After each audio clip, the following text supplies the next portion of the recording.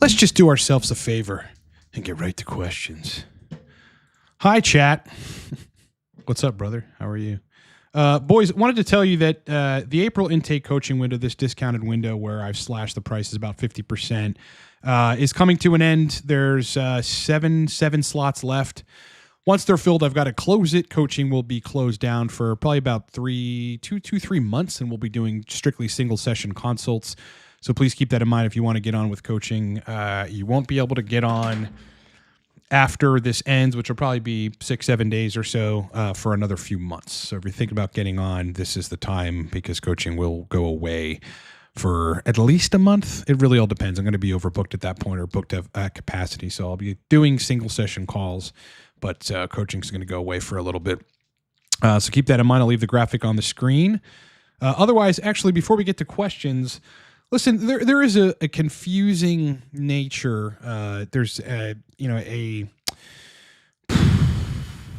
a notion out there that on TRT, the young man style libido is impossible to achieve. And I think, people felt that in the honeymoon phase.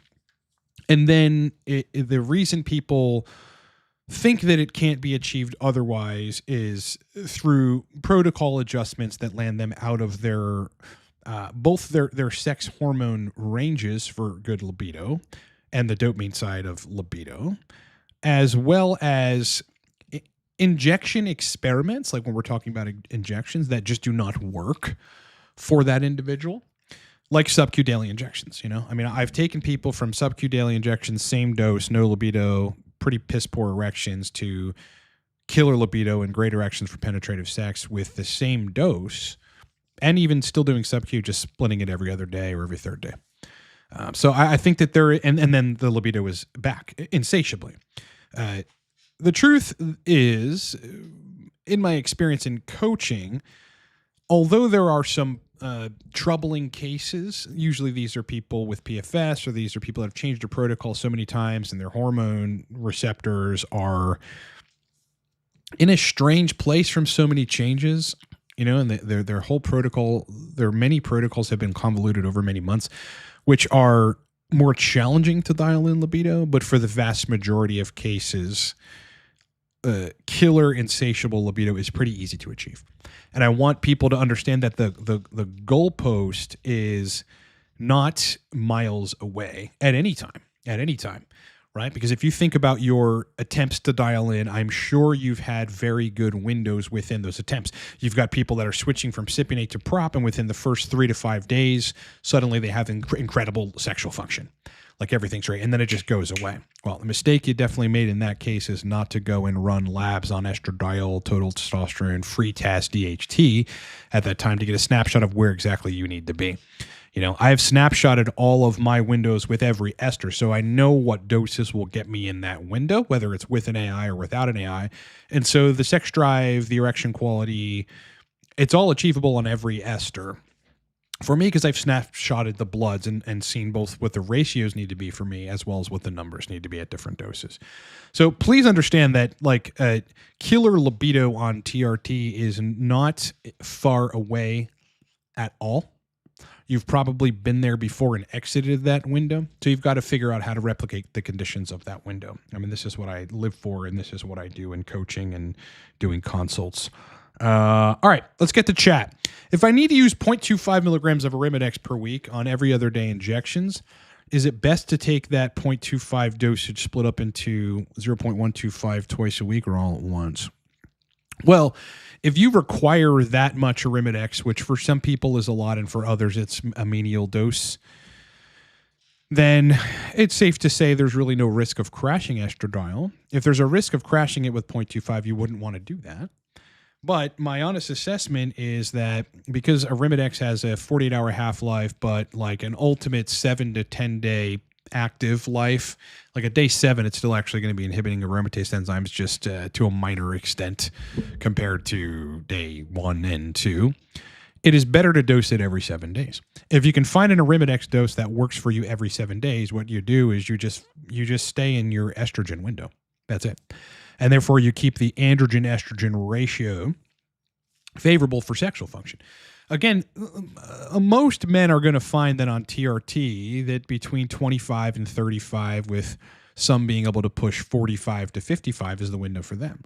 But if I were to pick a number, it would be 30. Yeah, I mean, 30 is like for every single protocol that I've ever had, and for most clients, not all clients, there are some people that actually, via some heavy androgen receptor sensitivity and some unknown factors, do require higher levels of androgens and thus higher levels of estradiol, like 45, 55.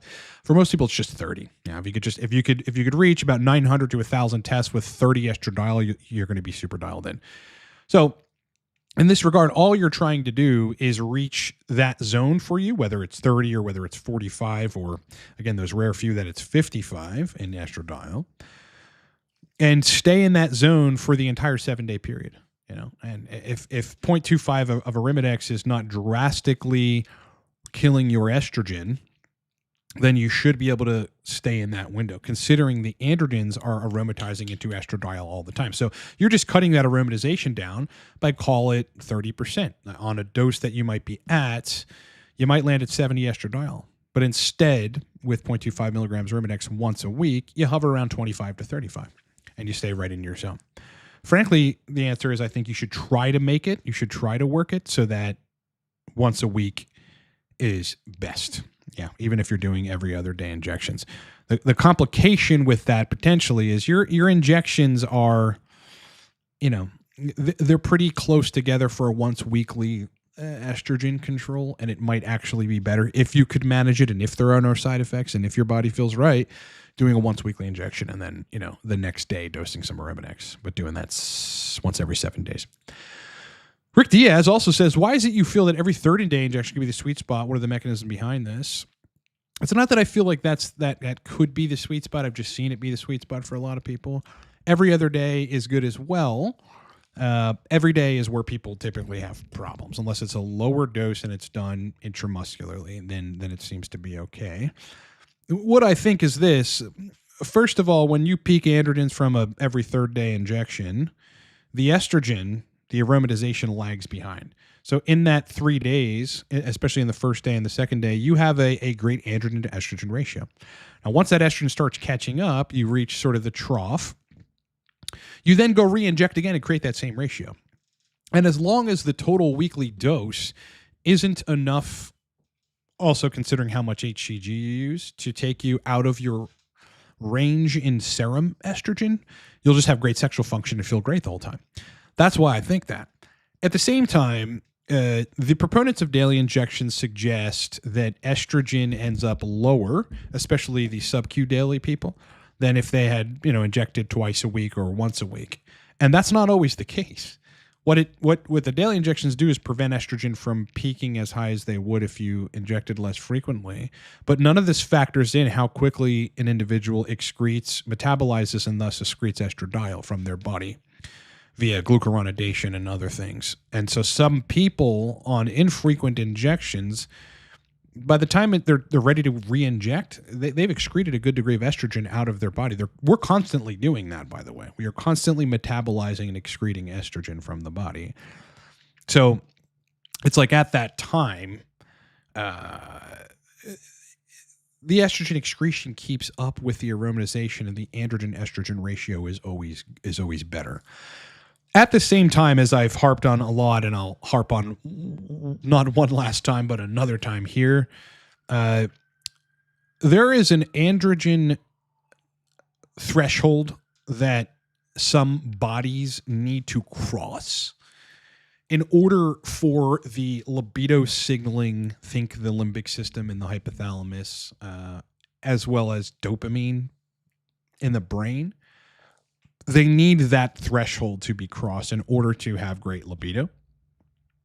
And for the penile tissue DHT and the neurological spinal interneuron oxytocin, acetylcholine mediated nitric oxide facilitating mechanisms of erection quality to be intact. So that's another reason why infrequent injections tend to be better. I've broken this down in the description of showing a description of intramuscular or subcutaneous depots. If you look or try to conceptualize what a everyday subcu depot looks like in your thigh fat versus even an every other day subcu injection with the same total weekly dose in your thigh fat, well, the former is going to be a smaller depot. You're going to have many small little droplets, whereas the latter is a bigger depot, which means you are plausibly going to release more testosterone to be cleaved and converted into actual blood testosterone, hydrolyzed into testosterone that you can use at a time, more at a time. And that is what people end up needing. Undercover millionaire. My kind of guy, bro. Hey, my wife is on HRT. That reminds me of The Millionaire Next Door, where it's like you wouldn't tell the guy's a millionaire, but he is. That's kind of how I am. Not quite a millionaire yet, but you definitely wouldn't tell that where I am financially, because I have a quaint 2-bedroom house. I don't, really. My car would be the only give. My wife is on HRT, topical estradiol, topical testosterone, micronized progesterone. Still, her libido is so low. What medication can help her? I don't think that it's medication exclusively that can help her. What else is she on? Is she taking an antidepressant? Because that'll kill a male or a female's libido. SSRIs do that. So that would be one thing to look at. What else is in her protocol? No, you're not mentioning anything, so there may or may not be. I don't know. If there isn't, okay, we would move on. But if there is, you need to look at that. Regarding the testosterone, for women to have strong libido using testosterone, they usually need to be somewhere around 150 to 200 nanograms per deciliter, right on that range where above which they're going to get virilization and below which it just doesn't make them feel like superwoman, There's a range there. And so maybe she needs to be in that zone regarding the testosterone. At the same time, estradiol for women should absolutely enhance their fucking libido, and testosterone should do it, multifold. So, I don't know if the doses are just bad for her, particular body. She's got to find the libido sweet spot. Just like men on TRT, women on HRT, whether it's estrogen, testosterone, or both, need to be in the right ranges, hormone ranges, serum hormone ranges for their libidos to work. Because remember, libido is driven by the estrogen conversion or the estrogen activation in ERA receptors in the brain for women, as well as androgen receptor activation in the brain and dopamine. So if the hormone balance is out of whack, those things aren't going to work right. It's the same thing as men. So I don't think you should look at other medications. I think you should look at dialing in her HRT protocol better. There's no additional medication, man. That's the wrong way to look at it, because then you're going to have her injecting PT 141, and that's not sustainable. It doesn't consistently work well for people. Unexpected benefit. We're having a kid soon, so I will need less libido for a few weeks to a month. So I've actually taken your content and reversed some things to reduce libido. Yeah, to reduce libido, all you have to do, you could do it many ways, man. You could skyrocket your DHT and kind of therefore antagonize estradiol, and your libido is going to be less.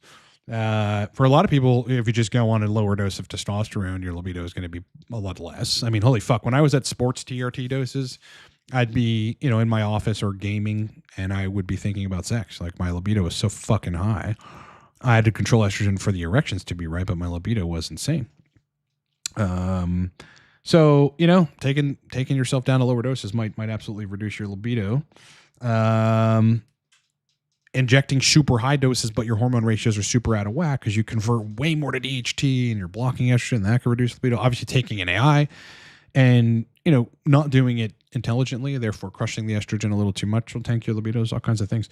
Oh, shocked to find how much body fat drives aromatization. First started TRT 33% on 120 milligrams a week, 2 times a week, cypionate.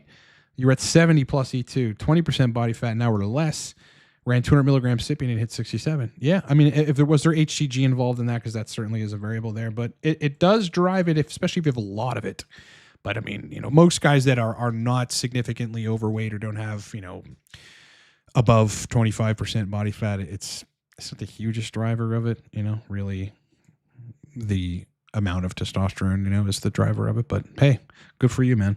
Do different injection sites produce different differences in absorption? I would suggest that Not really.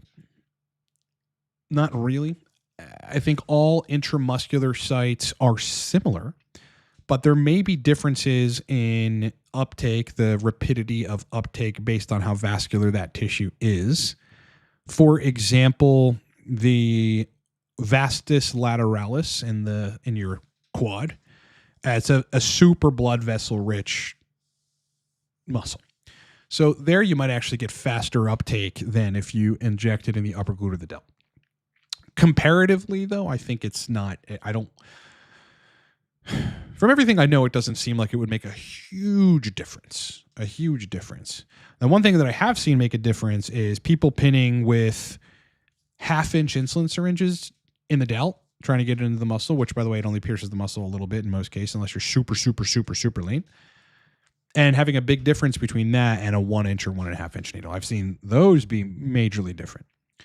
J.L. Montaigne was taking 0.125 milligrams of Arimidex once a week.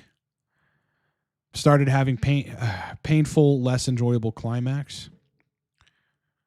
Would that be high or low estrogen symptom or just AI side effect in general? Painful, less enjoyable climax. The less enjoyable climax would obviously be is consistent with AI-induced sexual dysfunction. Yeah. Again, the brain does rely on aromatization for libido, but again, it's just like it allows the DHT and the testosterone to actually give you libido. Estrogen is the regulator of libido insofar as it just can't be crushed and it can't be too high. For some people, when estrogen gets very high, their libido sucks and their erection quality sucks. For some people, when estrogen goes too high, their libido is amazing and their erection quality sucks. So, but for sure, it's probably that. Regarding painful climaxes, that is not common with AIs or anything. That is, I'm not sure what that is, but yeah, I mean, look, there is intratesticular estradiol, and you could be blocking that. You know, people tend to think that the testicles are immune to AIs. I don't really think so. I think that they still are going to reduce estrogen there too. But painful climaxes are not an AI common symptom. Less enjoyable ones are, though, if you overshoot. Thoughts on Enclomiphene combined with TRT? I've tried in the past. I felt pretty good, but Bloodwork showed crass FSH. Okay, so what's the point in Enclomiphene at that point? Right? If that's what you're trying to have it do is maintain gonadotropin quantity, then there's really no point of it. And I think that is... My thoughts on it are it's redundant. There are better ways to do it without blocking estrogen receptors, i.e. HCG. Those are my thoughts on that. On 15% cream, 2 scrotal, 2 shoulders, like that Sipony, how would you think I would start? If I were you, I'd do a 20 to 50 milligram injection once every 7 days. And that would be only if estrogen's relatively controlled where you are and you're wanting to increase libido. Yeah, I would just do a 20 to 50 milligram cypionate injection once a week. But I'd have to look at, your hormone levels and see where they are and also get an idea of what's happening right now if you haven't included where libido is. So what's the point of doing it? You do need to include those things if you want my more thorough answer. I ran that for a while, and now, as in today, I reintroduced HCG just to ensure I don't get fibrosis in Leydig cells. I guess it was. Oh, you asked about the Enclomiphene. Yeah, I guess I was filling with the Enclomiphene or the upstream hormones. What upstream hormones? Yeah, all you're doing is blocking estrogen receptors in your pituitary gland. Therefore, you're secreting luteinizing hormone and FSH at regular levels, but that doesn't seem to even be working for you if your levels are bottomed out. Hey, brother, do different site applications of cream have different absorption rate? Absorption rate? Yes, the testicles are the most permeable site for testosterone application in men. That is true. It doesn't mean that you will absorb less if you put it on the shoulders. It just means that the end metabolite breakdown is going to favor the application sites. So if you put more on your shoulders, you're going to get more testosterone and more estradiol and less DHT, but still some DHT might be adequate for you.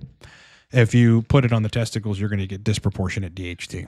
You're still going to have high TAS, but some of those people, because of this, end up with trough total testosterone of 100 or 150, so purely hypogonadal, peak total testosterone of 800 or 900, and DHT at 230.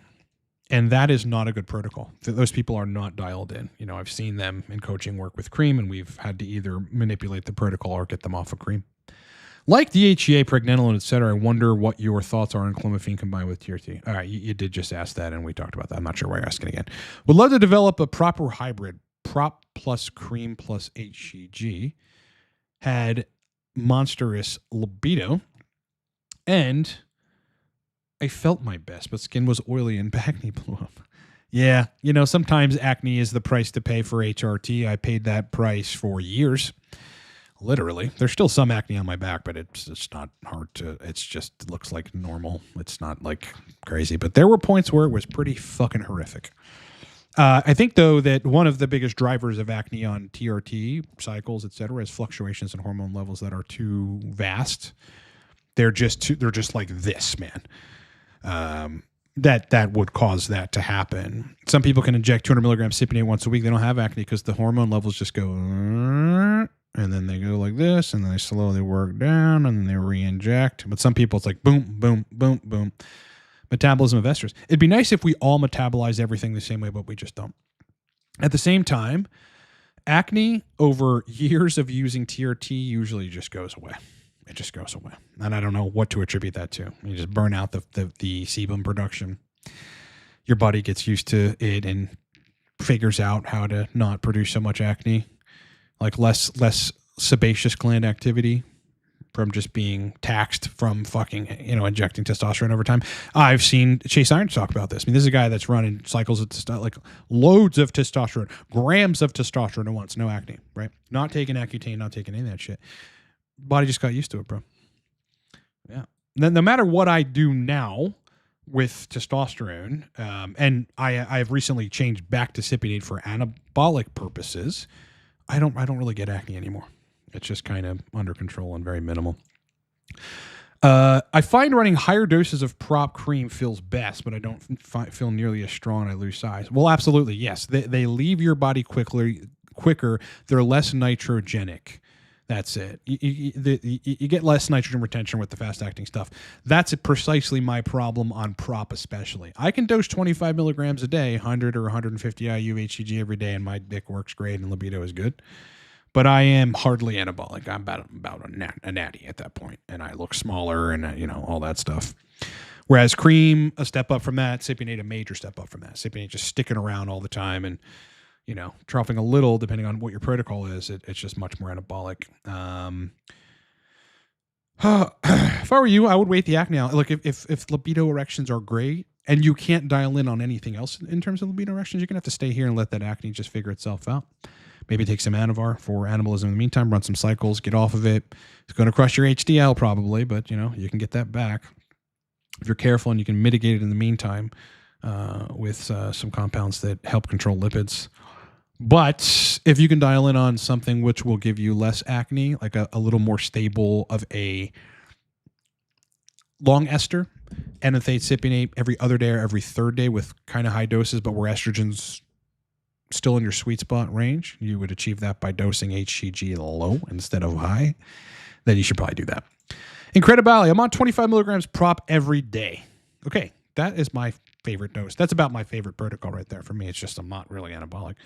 25 milligrams per Virin every day. PFS sufferer. Would you still advise 20 milligrams daily DHEA when I drop 80 milligrams bolus test enanthate a week? I feel so much better, although I'm on a higher amount. Well, this is a loaded question here, man. There's a lot of stuff to break down here. I'm curious about that 80 milligrams bolus. So on your 25 of prop, 150 IU of HCG a day. On top of that, you inject 80 milligrams of test enanthate and then you feel better?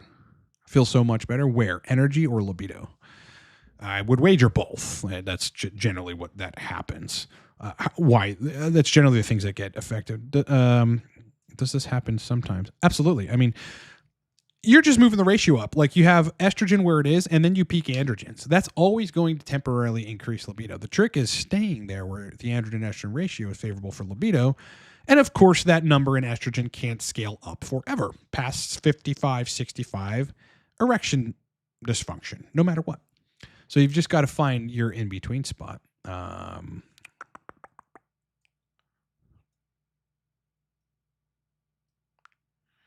Yeah, your protocol's a little too convoluted, bro. Yeah. Jesse, sipping it at 18 milligrams. Okay, so that is, what is it? Like 135 or something a week. What is that? 18 times 7. That's this daily. Oh, that's only, okay, that's 126. All right, I got that confused. Let me get back to your question here. I lost my chat as happens often. Okay, 18 milligrams, 7 days a week. So you run that every day, puts you around 850, 900, E2's 35. Okay, I really want to bump the dose up, possibly 25 milligrams for the summer. I don't worry about high E2. Where are you in terms of sexual function? If you're great with sexual function, I probably wouldn't increase that dose. If I were you, I would take some Anavar. Maybe take some Deca, but Deca can cause sexual dysfunction too, so you have to be really careful with it. But either one of those, Anavar is your safest bet. It's going to mess with your lipids, but there are things you can take which you should look into. I'm not a huge expert in that, to ensure that things are good. Thanks, brother. Hope you and the missus are well. We've had a rough go, me and her. This last 3 weeks has been incredibly rough. There's just been some shit going on. Seriously, 10 milligrams test prop daily, 1-click test cream daily, 100 IU's HCG daily, E2 72 test 1250, DHT 196. This is all at peak. Not bad erections, some bloating. Should I reduce the test prop?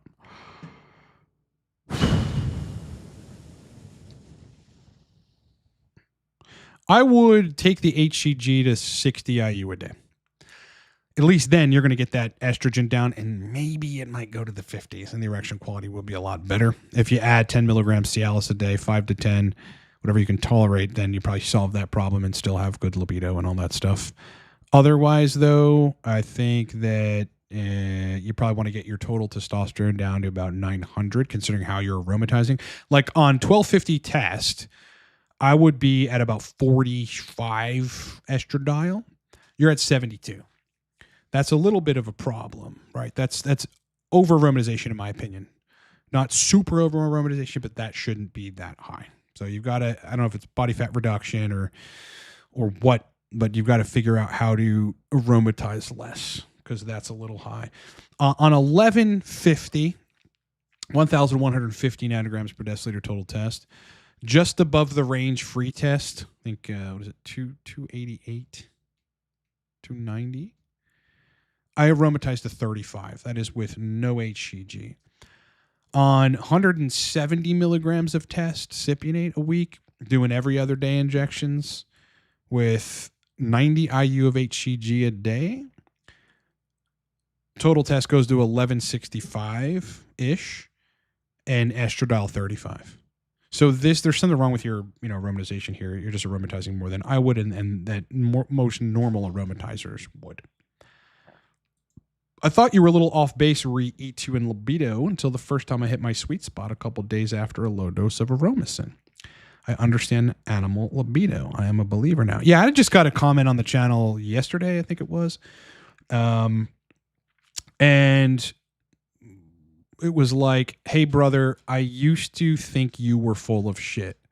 Because I've been pumping out, TRT content for years on YouTube, and, not everyone agrees with me and whatever, and people are entitled to their opinion and shit. But there was a guy that came on and was like, I used to think you were completely full of shit. And then I followed the gospel and went to daily sub-Q because of that, and my libido left my body completely, whereas on once a week, everything was great. Sorry I doubted you. And so it's nice to hear that. What you probably did here is, you just went right in the window. I don't know if you blew out of it. It sounds like you did. But yeah, it's just you got to find that sweet spot, man. Find the sweet spot, you stay there, your body will respond pretty much the same over time. I'm glad you have figured that out. Anytime you reach the sweet spot, go get bloods. So you understand both the numbers you should be at for that dose and the ratios that make sense for you. Go get the bloods. Like I said, I just switched from cream to cypionate. It's summer. I'm not terribly anabolic on cream. And I'd like to put on a few pounds of mass, and I'd like to have more nitrogen retention and more water and a more fuller look and whatever. So, I had to front load a bunch of cypionate and, get to my steady state. I think I did that in like 9 days and then hit my sweet spot. And I'm just hovering around that sweet spot. I'm just right in that spot, right in that spot. So you got to find it and know how to keep it there.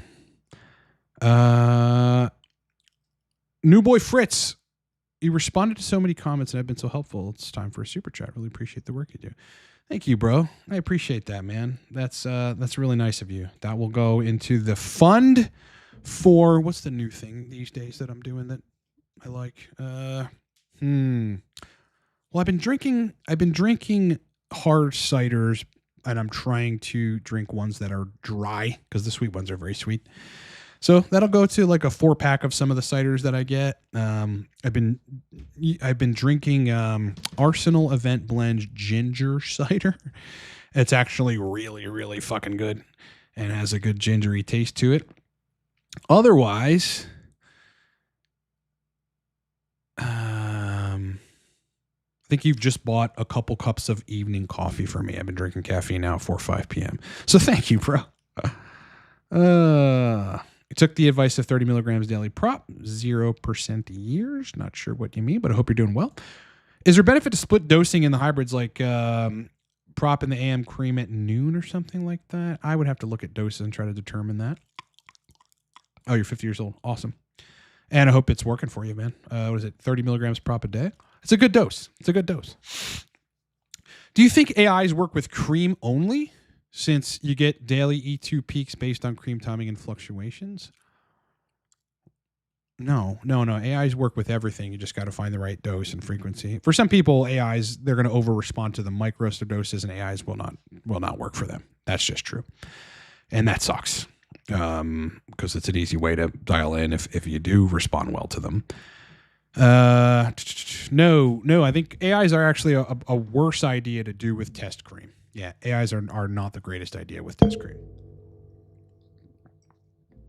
Because you're already inducing an estrogen blocking like effect by having loads of DHT, which blocks estrogen at the gene expression level, antagonizes estrogen receptors, presumably, and kind of gives you, despite the serum numbers, a low estrogen-like state or a controlled estrogen-like state.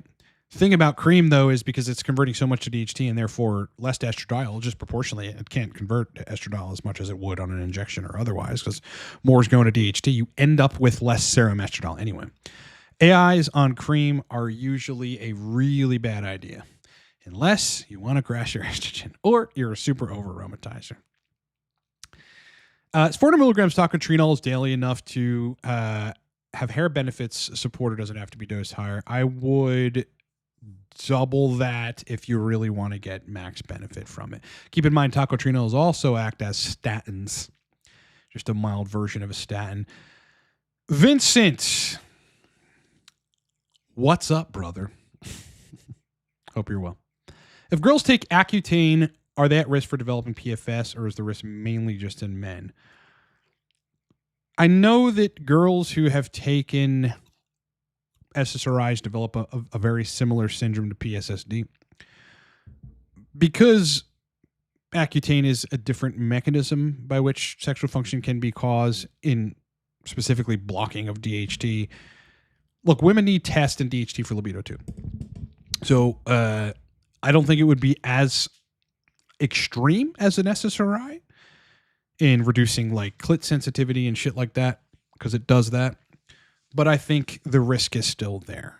Yeah. You don't want to be blocking the conversion of major sex hormones that are so influential Whether it's test DHT or estradiol, again, with AIs, you got to block it just a little bit, and not catastrophically crash it and not have it below your range and all this kind of stuff. But, regarding DHT, there is no case in which that should be blocked. None. If you're going bald, go bald. There's no case in which DHT should be blocked. I say that having dealt with the guys crying over video calls with me because their lives have been ruined from blocking DHT. And they can't date, they can't get an erection, their penis looks like a lifeless noodle that never can get hard, or they have zero libido, negative libido. You don't want to run that fucking risk. Anyway, yeah, women, there's probably a risk there. Nothing like listening to a high school dropout with no medical knowledge claiming to be the world's leading expert, totally ignorant of his own ignorance. Practi. Hey, Jake, I would love for you to expand upon that, bro. And I think you should expand in a couple different ways. Number one, you should explain to me how a high school dropout equates to someone who isn't capable after 20 years of learning, of consuming medical research and understanding medical research. I'd love to see you prove that. I've also loved to see you prove that a person with no formal medical training couldn't be extremely versed in human physiology. Show me how that's possible, right? It's almost like what you're saying, which is akin to credentialism. You should probably Google what credentialism is so that you could see what you're doing. Is that unless you went through a curriculum, an organized curriculum, and acquired information that way, your neurons, mainly cholinergic storage of information in your hippocampus, cholinergic mediated storage of information in your hippocampus, are not capable of consuming information and retaining that information. So if you could show me how a lack of a certificate from a university based on an organized curriculum prevents hippocampal storage of information in the human brain, maybe we can have a discussion. Otherwise, I think there certainly is ignorance here, and I think we all know which side it is on. But if you'd like to have a scientific discussion with me, let's do it. I'll never turn you away on that, man. Because this wasn't like a scientific discussion. This was like a dig at me. That's all this was. You want to have a scientific discussion. If you're going to be taken seriously in the context of science, as what we discuss in this channel, then we can do that. We could all have it. I'll challenge you any motherfucking day to that, bro. But I know people like you. I've witnessed them in my life for many, many years. Back when I was a budding entrepreneur, there were, credentialist types like you in the social circle of entrepreneurs that I dealt with. And what was interesting about them, they were also trying to be entrepreneurs and start companies. Most of them were MBAs that had wasted $100,000 on fucking getting an MBA. All those guys now have jobs. All their businesses failed. Old Rye over here made it. What's that prove, right? It isn't about a fucking piece of paper, right? It's about how resourceful you are. Particularly with entrepreneurs, it's like we have to be disproportionately resourceful compared to the resources we have, create disproportionate outcomes compared to the resources we have. You can't teach that in college. Pit me up against any NBA, regarding business, revenue, my company will always outperform them.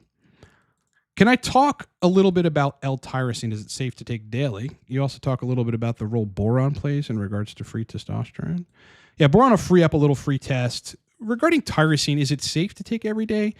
Yes, but eventually you are probably going to have side effects. Remember, tyrosine is the core building block to dopamine, but also to noradrenaline and adrenaline. So you're building fight or flight hormones, neurotransmitters, when you take tyrosine. So your doses have to be correct for you. If they're not, you're going to have a problem. Like when I was in my nootropics days, I dosed tyrosine for like 6 months straight, 500 to 1,000 milligrams a day. And it was fucking awesome. It was like Adderall, dude, but without side effects. And then eventually it started giving me panic attacks. What did I do? I probably just fired up the catecholaminergic signaling in my brain so much that, the inhibitory neuronal action, i.e. GABA, glycine, serotonin could not compensate for that. And so, I ended up with some serious anxiety that I had to just stop tyrosine altogether and let that balance out. Johnny Cook, watch some videos of you talking about testing TB500 BPC 157. Did you find it helpful injecting it to help with the production of new blood vessels and healing to improve ET? I think so. Here's one thing. Whenever I dosed TB500, I had harder erections.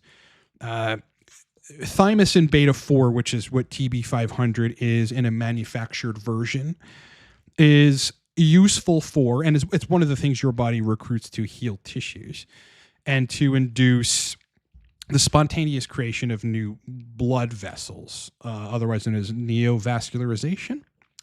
Hey, guy that was questioning my medical prowess, did you know that? And so I think that's probably the mechanism by which that happens. So TB5 or BPC 157, it's a reparative peptide that we make in our digestive tract when we inject it or take it orally. We are taking it exogenously and getting more of it, more of it. Jake Lawrence, that's a felony, fella. You will be reported. Can't provide medical advice for money unless you have a medical license. Can't wait till you see when you get arrested and sued. I'm not providing medical advice. Not sure what you're referring to there, brother. I do coaching on sexual function for men that are trying to optimize sexual function, whether they're on TRT or not. Literally a river of shit. So, okay, you want a debate. So, what's the river of shit? Right, just type it out, man, and then we can talk about it. If you have nothing scientific to say, if you don't have a logical discussion, I know you understand what I'm saying, right? You can't just broad brush insult somebody without getting to the nuance of why. So, I mean, it's hard for me to justify entertaining a conversation that is based on insults and not on discussion. We don't have discussion, just type it out. Also, thanks for everything, my dude. ERD prop is going very well for PFS so far. All thanks to your techniques and guidance. Great. I'm glad. Prop is not the easiest ester to dial in. It's just not. For some people, it's too volatile, man. It does this. If you look at the steroid plotter peaks and troughs on that, it is so fucking substantial, man. Some people have a really hard time dialing in. But for me, 25 milligrams a day, the graph kind of looks like this, not like this. The every other day injection of prop looks more like that. Some people tolerate that well, some people don't. But yeah, if you dose it every day, it's very stable. If you dose it every other day, it can still be pretty stable depending on the dose. I'm glad you're having a good time though. PFS sometimes requires faster peaks in androgens compared to folks that just do fine on cypionate or whatever. Carnivore Fisherman. Ryan is without a doubt one of the most foremost knowledgeable people on this topic in the world. Enough said, other dude. Can get the fuck out of here. Yeah, he says you're weak-minded. He's a weirdo. Yeah, he's right, though. I mean, hey, what is this guy's name? Jake Lawrence? Here's the real question. Let's everybody just focus on this for just a second. I'm curious about what kind of man goes in another man's chat to talk shit, right? Because you'll never find me doing that. What are you actually like in real life? What do you look like? Do you have any muscle mass? Have you done anything significant with your life? Have you gone to war? I went to war. Have you gone to war? What have you achieved in life, right? Because I don't know any successful people, just successful men who want to build others around them up that hate on anybody, I don't know any of those types. So I'm curious about exactly who you are. It's just a weird one, dude. It's a fucking weird one, but I don't know why you're hating. Hating is a toxic place to be. I would feel totally shitty about myself if I was a hater. But maybe you're immune to that, man. Total test, 1193 nanograms per deciliter. Free test, 177. Okay. Estradiol below 30. Doing SIP 60 milligrams Sunday, Tuesday, and then 80 milligrams on Thursday. Still waiting for that libido. Would cream add-on help? So your estradiol is probably a little bit too low. If it's less than 30, it might just be a little too low. I mean, you're kind of an under aromatizer there, because right around those numbers, I'm at 35 estradiol, 35, 45. And if you're below 30, you're kind of an under aromatizer. If I were you, I'd add a little bit of HCG, dude, 90 IU a day, 100 IU a day. And I think at that point, you would have your libido back. Yeah. Hey there. Recently switched from cream to testipinate 2 weeks in. Okay. So you went from cream to cipinate. I'm doing one of your suggested protocols, 70 every 3.5 days with 100 IU. Will 300 IU every 3 days mess that up? It's 600 IU. Well, it would be 100 IU of HCG a week. Probably not, but you're in somewhat of a, what is it? So 140. You're in that like a little bit of a fragile zone with test in that the androgens aren't that high to be able to tolerate estrogen. On the lower doses of testosterone, your estrogen window becomes really, really small and finite. So I wouldn't run the risk of somewhat bolus dosing HCG at once. I would stick with daily injections of HCG, unless you find that your estrogen on this ends up like 25 and the libido isn't there. New boy fits. Jake is right. If you're not sitting on an accredited and prestigious campus, university campus, your brain does not absorb the information the same. Only the university information has true information. Yeah, again, I mean, listen, I'm not against going to college. If you have to be a doctor and you go to medical school, well, you're going to need, 8 years of medical school, residence, fellowship, all that. I mean, like 14 years of education. You need to be doing that. You need to. But you're also, in that case, a general practitioner, which is super general about everything. You're not targeting real specific nuanced problems. You're looking at somebody that, has lightheadedness at the gym and you're going through the motions. Get a Holter monitor to figure out what your heart rate might be doing, or if there's it's just a continuous EKG that is measuring electrical frequency from the heart to figure out if it's that. You're measuring sodium electrolyte or serum electrolytes and looking at glucose and things like that. They're just extremely general. And we all know that doctors fail us in many ways. They're super smart people, and they've learned a fucking shit ton in medical school. But when it comes to specialized stuff, well, they're not the best. That's why there are specialists, accredited medical specialists. I think people confuse, me with like disliking doctors. There are absolutely crappy doctors, and there are absolutely incredible doctors. My endocrinologist is a brilliant, brilliant human being. He's like pushing 70 years old, total geek, which is why I love him. I don't think I know more than him or he knows more than me or whatever. He's got clinical experience over me, 100%. And I respect that, man. The dude's fucking brilliant. You can't run anything by him and have him not give you like a research-based answer that's like verbatim from the literature. Guy's brain is a supercomputer, man. At the same time, though, I mean, I think in 100 years, a lot of what I'm saying will become very prevalent and people will understand. We already understand now that the universities can be quite antiquated in their approach to student learning. The curriculums, there are marketing specialists who come out from major prestigious universities who are, excuse my brashness, absolutely fucking dumb when it comes to marketing in the real world. Me, an entrepreneur who has 0.0 university accredited marketing experience, I blow these guys out of the water in 100% of the time, right?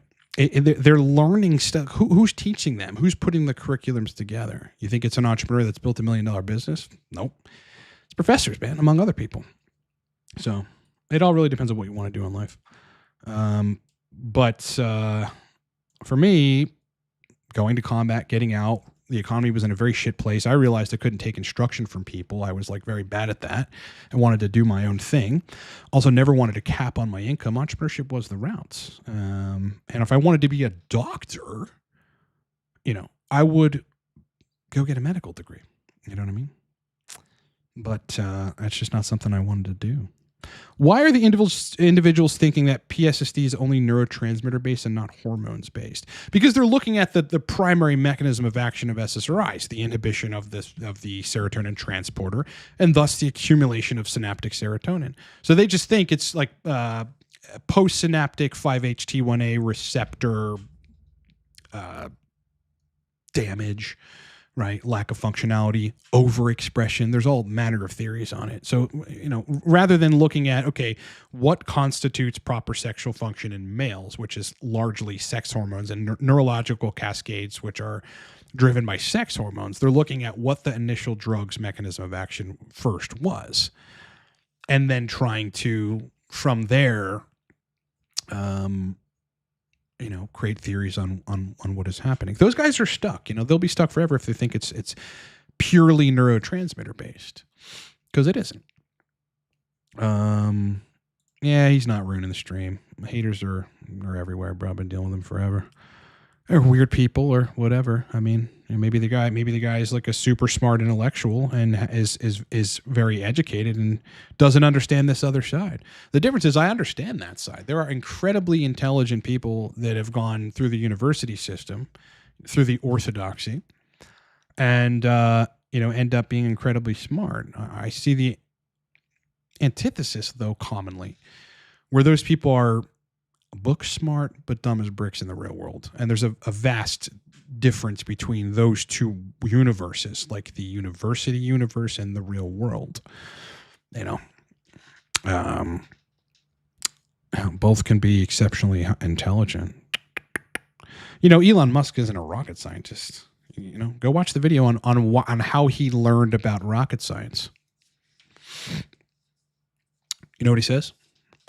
I read a lot of books. Again, assuming a piece of paper through a curriculum devised by college folks, university folks, is your only route for hippocampal storage of information is absurd, right? I think anybody with a logical, intellectual mind would agree with that. Can you explain the system of what's going on with PSSD and what the mechanisms of what's causing the problem when people go on antidepressants? What I think it is hypopituitaryism. That's what I think it is.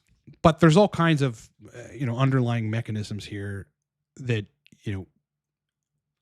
creating excessive serotonin in your synapses could do. Number one, inhibition of dopamine. Serotonin and dopamine are on a seesaw. Too much of one, the other gets a little blunted.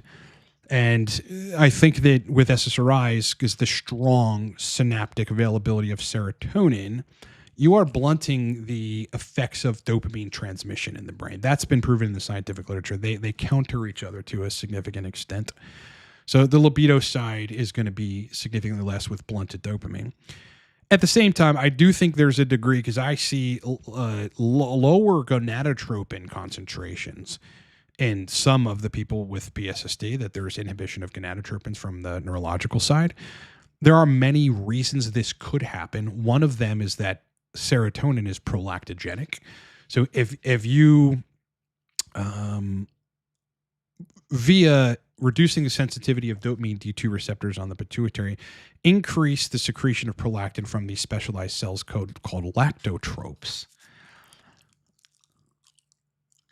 your secretion of gonadotropins will be blocked to some extent. So that might be one mechanism by which SSRIs and their serotonergic and thus prolactogenic nature cause sexual dysfunction. But there's many others. Again, though, you have to step back and look at what constitutes proper sexual function in men, that the sexual system to work, and then you replicate that. That is the way out of all of these conditions. Now, there's still going to be, in the case of PFS, people that hyper over aromatize. So you control it with hormones in those cases. And hormone blockers in the case of using an estradiol. Again, there are some people who I've witnessed have to take pretty high doses of test, 200 milligrams a week, and pretty frequent moderate doses of an AI to dial in on TRT, because they're over aromatizing no matter what. Can you have testosterone in the blood but low AR binding? I suppose, but the mechanisms by which you would have reduced binding at the androgen receptor are unclear, with the exception of long-term DHT starvation, well, the stuff they do, anti-androgen therapy, the stuff they do with prostate cancer, or they used to do. And I think a lot of people are realizing that that is not what should be done. So yeah, I think a starvation of DHT is certainly going to downregulate androgen receptors in total, and therefore could disturb their function. But I think over time, with proper amount of androgens, that resolves itself, or it should. It should. Complaints and craving for attention, two major markers to know the brain of the troll name is running on a feminine pathway. It sounds a little bit like a girl. I don't know. I've gotten some interesting haters over the years, dude. I've had guys write full blown like Reddit threads about me that were lies. And it's I can track them back to arguments that we had on the web, just a scientific discussion about something where I was like asserting one way or the other and saying, hey, you're wrong about this. And then they were, had to resort to posting something negative about me, which was a lie. Like one person had written like this whole thing about like our nootropics consulting. This is like 10 years ago. Guy was never a client of mine. So I've dealt with a wide variety of haters, and largely I'll give it a little oxygen, but I tend to subscribe to Tim Ferriss's idea of, when people are being assholes, don't give it a whole lot of oxygen. Thanks, TJ Million. I remember we've talked about a lot of other shit in the past, though. Total T is really high on a small dose of cream. I find this strange. Well, this is on the peak, I assume, right? Yeah. If your total T is really high on a peak, you're just a pretty strong responder to test cream. I'd be curious to see what your trough numbers are, because I've seen some pretty high numbers on peak and then hypogonadal numbers on trough with cream, doing it all in the morning. Yeah. But I've also seen people do like pretty modest amounts of test cream and be like 1,500. So 100 milligram dose of testosterone cream, and their test shoots up to 1,500. That's kind of abnormal. Mine would go to 700, 800, 650 there. They killed CK. My doc at Defy is super solid, very open to experimentation, wants to be very specific blood work to be done, and I can tell she's really invested in my personal success and my protocol. Well, that's nice to know. That's nice to hear. Yeah. I've worked with a guy at Defy mainly once to get prescription Anavar, and they gave it to me. And he was actually really, really awesome. So yeah, I mean, Defy is a great company. I want to make that clear, but they seem overburdened, right? Like getting, them with their customer service responses seem to take a while. And there seems to be among customer service people a lack of communication about your current situation. Like one won't know about it, even though you're requesting, you send another email to care at Defy Medical, and it's like having to get caught up with the other thread, and they don't do that. So, I mean, a very good, successful company that's been highly revered and promoted on the web is probably going to end up being that way. That's why I'm closing coaching when we book all these, because I won't be able to actually be a good coach and taking more people because I won't have the slots. Would genetic testing done help with recovery? I know it can't tell you what's wrong when it comes to PSSD. I think that you could look at whether or not there are there is the proclivity to over aromatize, and then also under convert to DHT. That would be something to look at. But I don't think it would hurt you. If it's super expensive, it might kind of be a little bit of waste of your time. But if that's in your budget and you want to get data, getting data on anything regarding your physiology is always useful. I have the craziest amounts of data on my body. It is absurd. Like recently, high sensitivity C-reactive protein. I haven't tested that ever.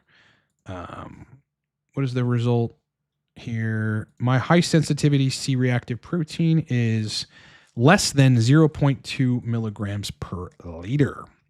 So optimal is less than 1 milligrams per liter. Mine is 0.2. Pretty damn good. Reflects a non-inflammatory state, which is great. Virtually no cardiovascular risk in that case. You want to know the data about your body, man? Go test that shit. Dude, I've gone as far as testing D-dimer. Just want to see. I had long COVID, man. I didn't get the but I had long COVID. And that causes microclots. So, I wanted to see, I repeatedly test D-dimer. It's a clotting marker. You want to look at that. I have looked at trope. I've tested my own troponin. I've had to go through the medical establishment to do that. It's a useful thing to know. Any data is good. Even an endocrinologist or urologist would never receive the kind of training in school that would allow them to have the knowledge you have. They will still need to seek the information. Yeah, so they have a great basic framework for what's going on, an advanced framework for what's going on. But, most endocrinologists would say to you, actually know the proper way to inject TRT is 400 milligrams every 2 weeks, right? So the knowledge that like people are doing more frequent injections, whether it's 200 a week or whether it's 75 every 3.5 days, and low doses of HCG, and they're dialed in perfectly and feel fucking amazing. They don't have that knowledge. They don't have that knowledge. And why would they? They're not in the TRT forums. They are specialized people who have, for lack of a better word, pretty myopic approaches to treating one condition or the other. And it is not their job to troubleshoot, really. It's more so their job to give recommendations, have the person get blood, give additional recommendations. Usually people that are not like super advanced TRT people, after they fail to dial a person in, suggest Cialis. Whereas, the coaches out there among us would try to dial in the hormone numbers and figure out why erections aren't where they need to be. I read somewhere that antidepressants can also enhance the 3-alpha hydroxysteroid dehydrogenase enzyme. Is that what that is? Leading to more neurosteroids, but also less DHT. Just speculating. Yeah, entirely possible. Right. There is a neurosteroidal interaction with SSRIs. I've read that on a piece of literature some time ago, but I can't recall it from the top of my head. Injectable estradiol valerate. What? Ever makes sense for raising estrogen in men that trend low? Yeah, sure. Yeah, 17E2. Yeah, I mean, if HCG is not working for you, then microdoses of estradiol valerate would. Yeah. I mean, you get that in UGLs, and it is something that men do. I mean, like, what's the guy's name? Trenemy on YouTube. He's actually a pretty cool guy, but like runs Tren and does all these interesting experiments and shit. Was basically just running, I believe it was Trenbolone, and otherwise non-aromatizable androgens, and then using estradiol valerate to get the E2 like in a sweet spot. And he said he had a great sexual function. Probably not a sustainable protocol long term because you're taking Trenbolone. Eventually you're going to be angry and fucking into all kind of weird shit sexually and whatever else comes with that. So that's just that. Have I switched to twice a day with cream? No, I'm on 170 milligrams a week at the moment of Cypionate, a summer anabolic dose, but not a cycle. I just don't really want to go on a cycle again because it largely would just fuck up my sexual function. The hematocrit would go higher than I like, and among other things. But 170 with pretty low doses of HCG. I'm at 80 IU a day right now. 170 milligrams a week. That's split up into every other day sub-Q injections. And I feel fucking great, dude. I front-loaded it's 170 milligrams of intramuscular test at once to get there in 9 or 10 days. But I just ran my bloods. I'm at 1165 total tests. I'm still waiting on estradiol, but it's probably 35, 37. And I feel incredible all the time. My libido is high all the time. On injection day, EQ is not as great as it could be, which means I probably have to either lower the HCG dose slightly or take the 170 to like 150. But we'll see. We'll see if it balances out.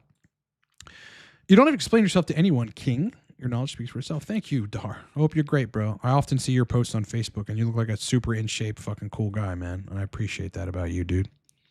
I appreciate that, man. I appreciate that, bro.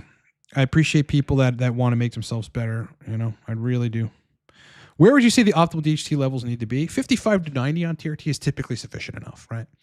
Typically sufficient enough. There are people, though, and these are the exceptions. These are the rare few, and I don't want to make people think that I'm saying this is everybody or this is you. There are people that need to be 130, 140, 200. They just need to be loaded with DHT in order to feel their best and to function their best, right? To have like insane erection quality and to feel really, really masculine.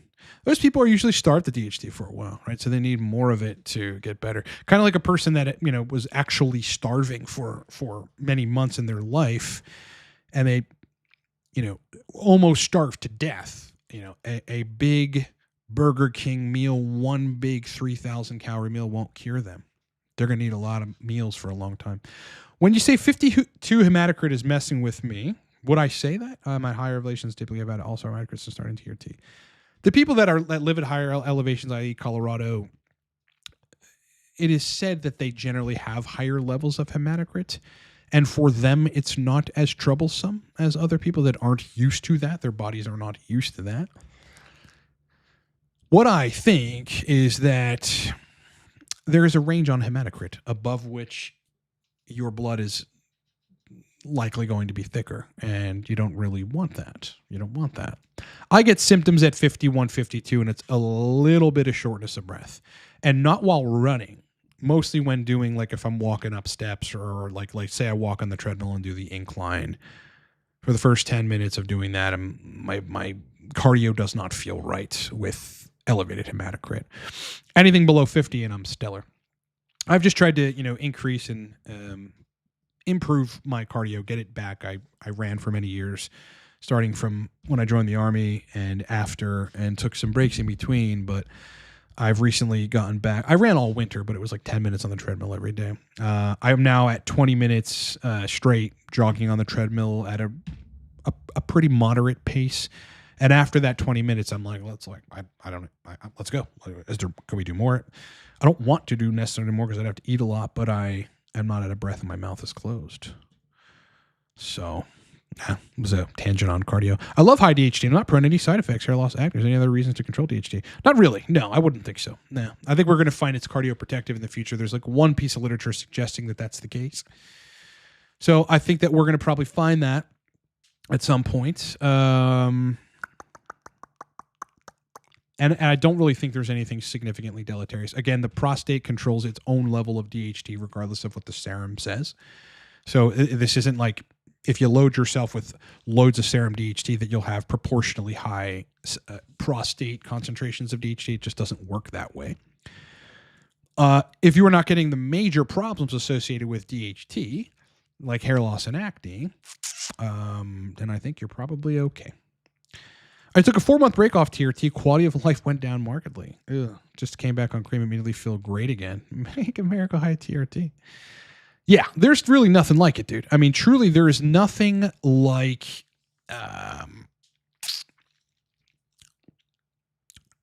especially supraphysiologic levels of androgens when you've never had them. And giving your body, the male body, a large amount of the thing that makes us men, both testosterone and, of course, DHT. DHT largely makes us men, right? But testosterone converts to it, is highly metabolically optimizing and is pretty anabolic. It's really, really a whole different life. Like when I got on TRT, which was after trying to increase my testosterone after being close to hypogonadal naturally, and it worked. Then it stopped working, and I was like pummeling fast, just dropping, and I felt terrible. Within a month, I was like a different person. My life fucking changed. I felt so good. I felt so goddamn good. And that level of productivity and brain energy, resilience, calmness, even when life might be chaotic, and not good. It's unmatchable, dude. Can't really replicate that with nootropics or anything else. Honestly, TRT is fucking awesome. Riddle me this. Okay. Jim Carrey. Same dose via sub-Q, higher total T, lower free T, higher E2. Via IM, lower total T, higher free T, lower E2. Lower total T on IM versus sub-Q. Yeah, it clears your body faster. Higher free T, hard to explain that one. Potentially on sub-Q, your total T, your free T rather, is being bound to albumin or sex hormone binding globulin at a higher concentration than with intramuscular injections, probably because it's a slow release from the subcutaneous depot, and that lowers SHBG less. Whereas intramuscular injections, it's a pretty rapid release from the intramuscular depot, which would actually decrease the sex hormone binding globulins, which would then render you lower free T. Wait, am I confusing this? So sub-Q higher, lower free T on sub-Q. Yeah, that would be why. Yeah, that would be why. I think the SHBG is probably higher on your subcutaneous injection, and therefore you've got less free T available. That's the thing that makes most sense to me. Hey, brother, on 100 milligrams a week of TRT plus 200 of HCG a week, 200 IU a week, everything is great. Training labs, I had 30 milligrams masteron a week ago. Estrogen was slightly high, killed my libido. Okay. Yeah. If everything was great, I wouldn't have touched it. Yeah. Masteron is notorious for killing people's libidos if the dose is too much. And for some people, that dose is not very high. Man, I've seen 30 milligrams of masteron kill people's libido. I've seen 15 milligrams of masteron kill a person's libido. But it was a great sexual function within 4 or 5 hours and then crushed libido. Often akin to what happens with AIs. You just blow right through the sweet spot. Yeah, I mean, you're blocking estrogen receptors with masteron, dude. That's why that happened. And I know that sucks because bodybuilders say they're dosing 200, 400, 500, 700 milligrams masteron a week. Just some people can't tolerate that. Unless you were on grams of test. Just lots of gear. So kill it. I mean, maybe try 5-10 milligrams of masteron, and you probably have a better response. But if estrogen was slightly high, but you still had great sexual function, I wouldn't have touched it. Just leave it alone. What do I think was the cause of hypogonadal levels before TRT? I have many theories about it. The only thing I could really think of is, one, I went keto for 9 months around the time that this happened, so I think that that's probably a contributor.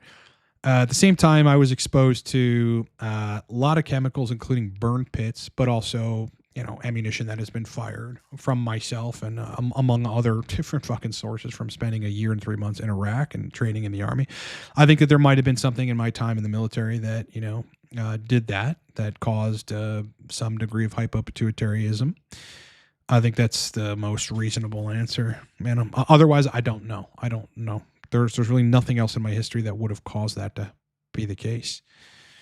I mean, I dosed a lot of nootropics, but those really don't have actions on reducing gonadotropin secretion. So I honestly don't know. But I would wager it's related to my time in the military and my time in combat. I stopped masteron now. Everything's back to normal. What happened? What did I do wrong? I just think you dosed it too high. Even though 30 milligrams is not a lot of masteron at all. Some people are just extremely sensitive to the blockade of estrogen receptors, and so they get sexual dysfunction.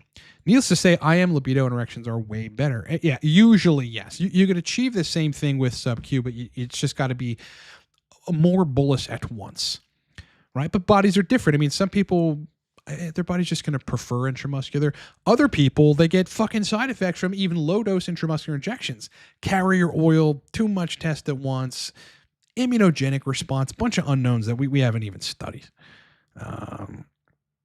Would love you to talk to Doc Todd Lee. Absolutely hates prop and anything but daily cypionate. Well, I mean, hates every other, like, plenty of people dialing on test prop, So I'm sure he's reasonable enough to acknowledge that people use test prop and have a great time. He probably just recognizes where he figured out he could dial in his cohort, his subset of people in, and he's just sticking to that, man. That's all. To each their own, though. The one thing I've noticed about coaches is that, like, we all have our own subset of individuals. I tend to get the people with serious sexual dysfunction who've tried fucking everything, and, sub-Q daily is not working for them, and, or they need less frequent injections, and some of them need higher doses, some of them need to control estrogen.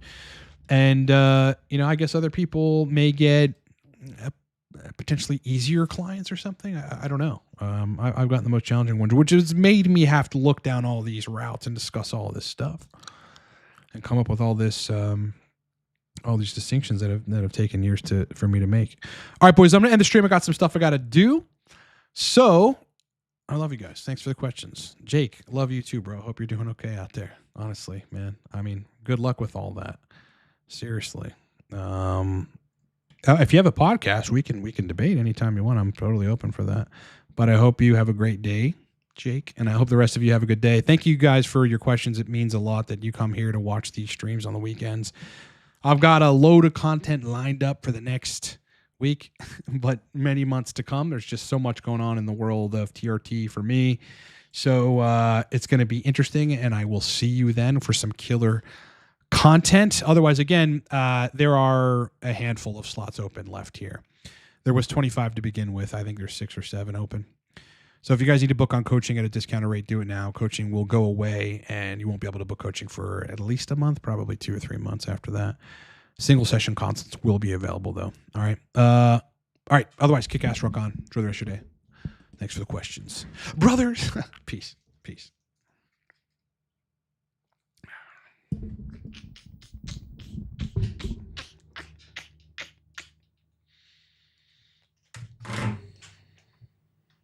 Let's just share.